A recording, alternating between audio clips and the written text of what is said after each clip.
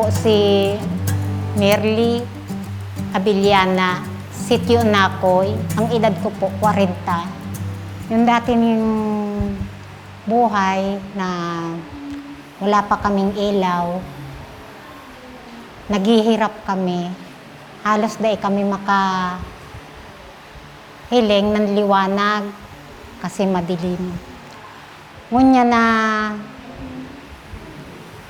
natawaan kami ng solar, nagliwanag ang paligid mi sa laog ng bahay. Kaya nagpapasalamat po ako sa nagtao sa muya ng solar. Naggayon ng samuyang paligid.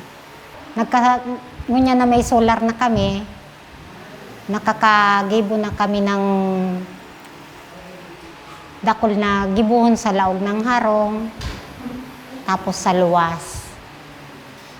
Arog na pagsusurat kang aki, pag-aadal, kaya na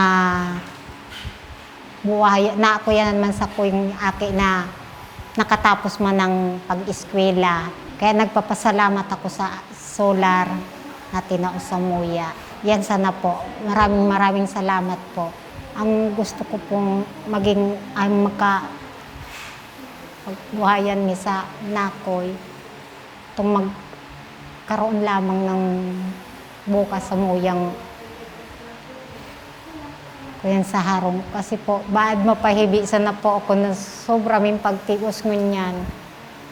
Pares kami mag-agaw, mayo kami trabaho ngunyan. Ang aki mi dahil may maaasahan, tasadit pa. Paresa na po kami pating may hilang. Dahil po kami nakakatrabaho, dahil kami nakakapabulong, dahil mayong-mayo po kami. Dahil po sa mati mi.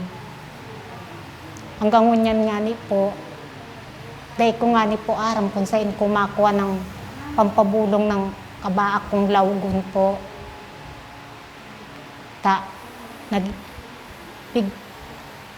Nagsasakit po ako ng lawgong kong iniho.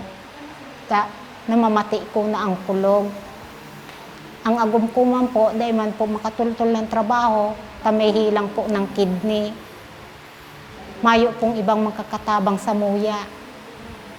Halos tios po kaming maray. Ang aki mi, dahil pa man po makakatrabaho, ano man maaasahan mi, anong na taon pas na, nag-aadal pa siya. Kaya, dahil ko arap ko anong gigibuhon ko, sana po matabangan man po nindo kami. Hirap naman po ko. Iuso na po ang kuyang ko. Sana matabangan man po nindo kami.